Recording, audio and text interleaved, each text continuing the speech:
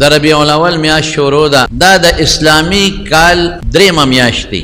اسلامی کال د محرم نه شروع کېږي. لومبی محرمی، بیا سفری او دا درېمه ربیع الاول او زمونږ پښتانه ورته لومبی خور وایي. دا هغه میاشت یو اسلامي لوی تاریخ لري او ډېر غټ غټ کارونه د الله د کرم، د الله د فضل، د الله د رحم په دې میاشت کې شوي دي. لکه یو لوی څیز د الله لوی کرم، د الله لوی رحم د محمد مصطفی صلی الله علیه وسلم په شکل کې دنیا ته په دې میاشت کې راغلی. د حضور پاک پیدایش دې میاشت کې شوی دی. عموما علماء کرام د حضور پاک سیرت، داغي اخلاق، داغي دنیا ته دراتلو مقاصد، داغي د سنت و ذکر کوي. دانه چې ګنې داغي تعلق د میاشت سره دی نه. هر وخت کې مسلمان لپکار دی، عالم لپکار دی چې د رسول الله مبارک د تاریخ او د سیرت نه مخلوق او امت ته حضور پاک خبر کی. عموما د میاشت ربیع الاول نو خلق دی کې د سیرت بیان شروع کی.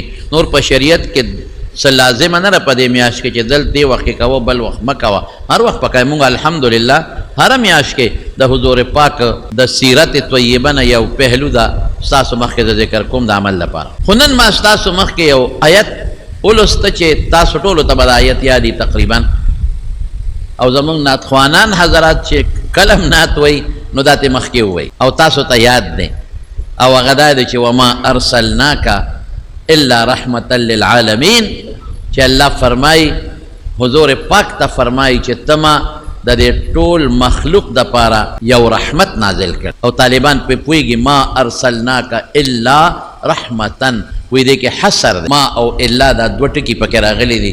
ستاسو په پښتو کې راته وایم خامخا بل څوک نه ما ترا لېږلې او ستا حیثیت څه دی د رسول ارسلناک او د حیثیت ته څه دی زما استازی یو مقدس استازی زما د طرف نه د امت ته چې زما پیغامات به دوی ته رسې، زما وحی به دوی ته ورکې او زما چې کوم احکامات دي هغه به رسې هم په هغې به پوهې هم. د حضور پاک حیثیت یوازې دا نه دی چې قرآن یې راوړو موږ له یې راکړو. الله فرمایي زه نه ویم وانزلنا الیک الذکر لتبین للناس ما نزل الیهم. قرآن مې تا ته نازل که ذکر نه قرآن مراد لوی نصیحت دی. د الله د یاد ذریعه ده او څه دپاره مې نازل که دې دپاره چې د قرآن په معنا به خلق ته پوهیږي. لکه د اقیم الصلات یو لفظ دی او د هغې ټوله معنا او تشریح حضور پاک په خپلو مبارک و احادیثو او په خپلو سنتونو مونږ ته کړې ده. نو پیغمبر علیه السلام د الله مقدس استازی دی. د الله قرآن به مو رارسوي. د قرآن نه علاوه د قرآن په معنا به مونږ پوهیږي او دا معنا چې کومه مونږ پوهیږي دا هم د الله را طرف نه ده. الله ورته کې واچوي چې داسې وکړه. او دویم حیثیت څه دی؟ رحمت للعالمین. الله وایي ما لېږلې ته د مسمو ټول مخلوق دپاره رحمت دی. دا طالبان پې پوهېږي عالم د الله نه ما سوا چې څومره مخلوق دی ټول دی او بیا یوازې عالم د طالبان پې پوهېږي کافي و. جمع ولې راله؟ وجې شته خو یو وجه ده چې دې کې اشارت کثرت یعنی ډیروالي د جنسونو د انواعو ته ده چې د الله نه ما سوا مخلوق ډېر زیات دی. بري مخلوق دی، بحري مخلوق دی، هوایي مخلوق دی، سماوي مخلوق دی په اسمانونو کې، په جنتونو کې، د عرش نه بره د عرش نه لاندې د دې ټولو دپاره ته رحمت رسول الله مبارک ته الله فرمایي. تاسو اندازه ولګوئ چې د حضور پاک څومره لوی مقام دی د خدای په نزد. رکوټې نه به راته شروع کړم.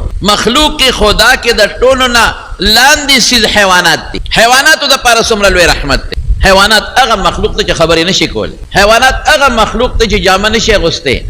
حیوانات هغه مخلوق ته چې لږ میږو په شکل کې هم دي چې د ګردې په نخپې به پې د پاسه ږدي. د ماشو په شکل کې او د مچانو په شکل کې هم دي او د کبانو په شکل کې هم دي. کمزورې څیزونه دي. د دوی دپاره هم حضور پاک رحمت. ولې رحمت دی؟ من حیث العموم یوه خبره ده.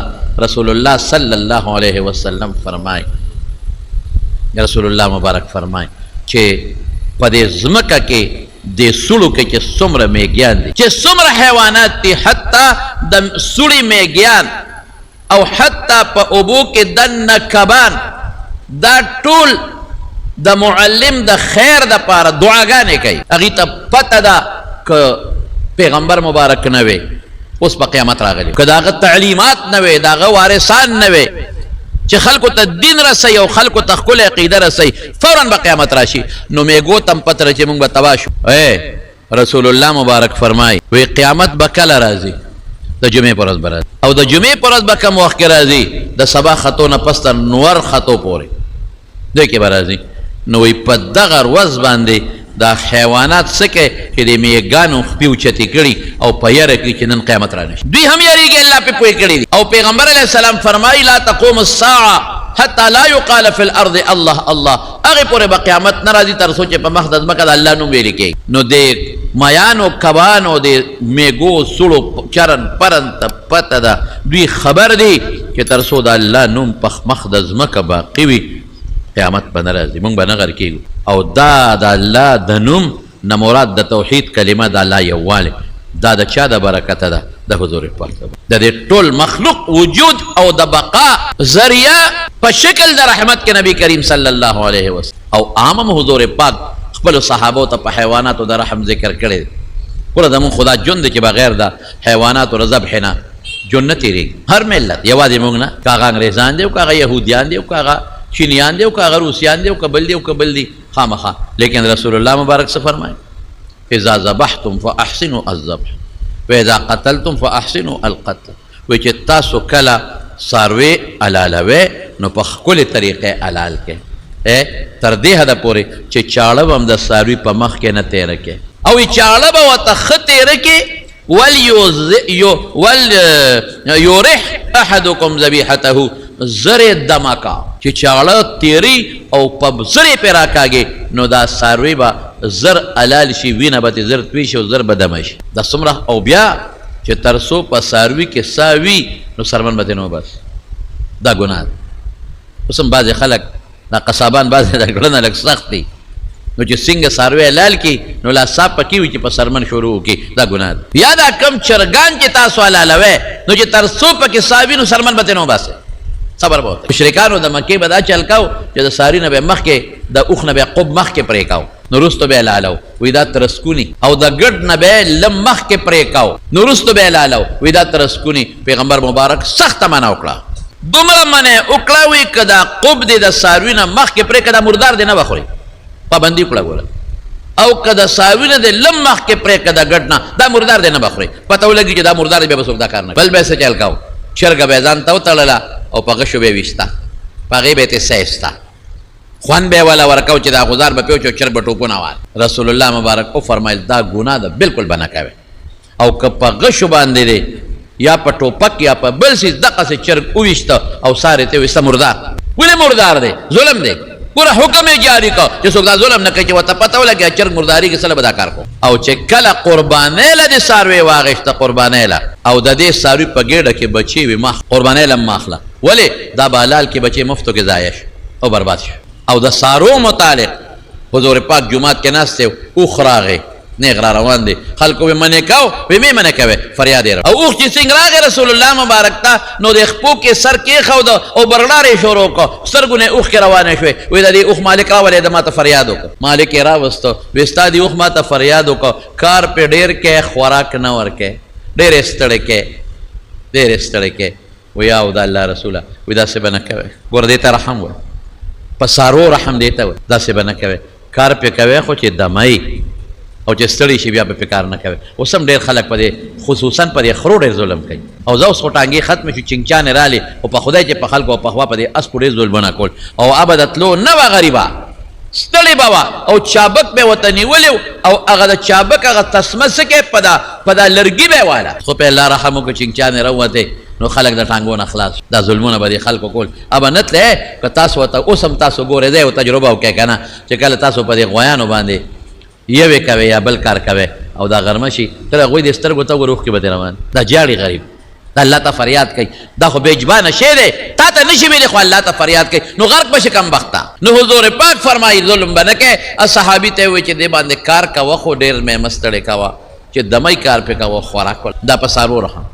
تر دې حد پورې ویې فرمایل وایي ما ته الله دوزخ وښو وایي یو ښځه مې په دوزخ کې ولیدله چې پیشو پې لګای و چکونه پې لګول په دوزخ کې خزه سوځي د الله په حکم پیشو نه سوځي خزه سړی به پکې سوځي زقوم به پکې ولاړ هغه به نه سوځي دا خو د الله خو خره چې کم شی سوځي او کم شی نه سوځي نو خدای باندې پیشو چکونه لګول په دوزخ کې وا او دا ولې پیشو یې تړلې نه پرې خودا چې ځان لخپل خکارو کې ځان موړ کې او نه ولا ډوډۍ ورکولا ظلم یې پکاو پیشو مړ شوا نو الله پاغه پیشو کې راونی ولا دوزخ کې پرتر پیشو په چکونه لګي ور په پیشوګانو په ظلم نه کوي ها دا بیا د فقهاو لیکي چې کم پیش یا کم پیشو ظالم شي ظلم کوي چرګوټي تختي چرګه تختي یا نور زیاتې کوي نو بیا غلر کول او پس سپي هم ظلم نه کوي ګور سپي تاسو شه دي لیکن رسول الله مبارک سے فرمای و یو خذ و انتهایی ګناګار وا د سپي د برکت نه الله او بخلو جنت تلاړه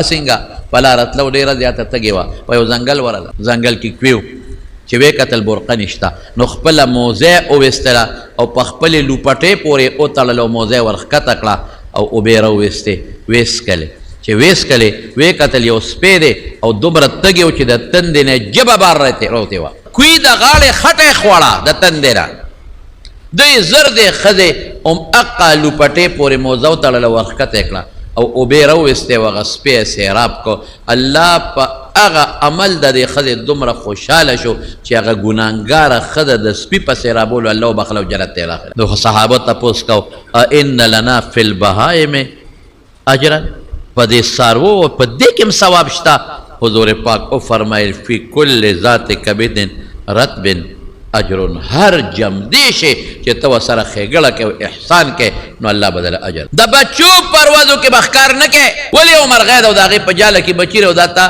خکار کړه عمره د کړه بچی مفتو کې لاړل برباد شو زما کماندې چې کما غیا دا بنسوه ده ها وګوره کمیږي و غیره پکې نو بیا سوځول شي بعد وخت په دې پټو کې خلک سوځي لیکن کلان دې پکې د میګو سوري دی او میګي دی دا بنسوه ده فرمای یو پیغمبرو او په یو ځای کې دمه کړې وه میږي پې ټکو چلو د میږي سه ټکي او پیغمبر په غصه کې راغی او ایشه به دا سوړي د پاسه چې څومره میږي ټولو سوځوي ممکن ده د هغه مقصد به دا و چې دا د دمې ځای دی د ارام ځای دی میږي خو داسې نه ځي راشه دا به وسوځو نو د دې خلکو د دمې په ارام ځای کې به میږي نه حضور پاک فرمایي الله ورته وحی راولېږله وی یو میږي ټک درکه نو په زرګونو میږي چې زما ذکر کوي ما یادوي ادې غونډه سوځو میګوره دا خو د الله ذکر کوي ام من شيء الا يسبح بحمده ولكن لا تفقهون تسبيحهم ارشد الله ذکر کوي تسبیح وای خو تاسو په نه پوهیږئ الله په پوهیږي ما ارسلناك الا رحمتا للعالمین دا د حیواناتو د پاره او د څاروو د پاره د دواړو جهانو مبارک سردار رحم دی رحم وکړئ په حیواناتو رسول الله مبارک نهى عن تحریش البهائم څاروي به نه جنګوي ډېر خلک یې چرګان جنګوي او داسې مې هم لیدي دي ظالمان تل په دغه ګوندل او دغه علاقه کې یو مدرسه وه هغې کې یو کال له تللی وم د حدیثو درس یې شروع کو نو تللی وم په دغه علاقو کې د دې سپو او د چرګانو د مړزانو د جنګولو ډېر لوی رواج دی یقین کوه چې ما ورلم یو چرګو او د نوکانو یې پړقېدل نو زه ورنږدې شوم تک زیړ زیړ نوکان هلکه مې دا څنګه چرګ دی وی دی د تانبي نوکان ورته لګولي دي خدای چې پسې لګوي مې دا ولې وی دا جنګوي دا نوکان تیره دي دې دپاره ساتلی دي چې بل چرګ باندې ټونګه وي چې هغه مړ کړي هغه زخمي کړي چرګان خلک لګیا دي او جنګوي او په هغې پیسې ګټي مړزان خلک لګیا دي او جنګوي او په هغې پیسې ګټي سپي خلک جنګوي وینې ته بیږي وینې یقین وکړه یو ځای سوات ته تللی د مدین کې مې یو ځای کې شپه وه نو موسم یخ مې هلکه زه بار سملم وی ښه نو سار چې مې مونځ وکړه داسې مې د سیند په غاړه واک کو اوس هلکانو واړه او خرې جنګول دا مې په لومبي ځای ولیدل یا خدای پاکه اخرې داسې جنګول که د خرو جنګ تاسو نه دی لیدلی چې هغې به چکم لګاو او شا به کړه چې غرض به شو بل خر خېټې له به یې دواړه پې برغې راوبرول ابل به پې چغې والو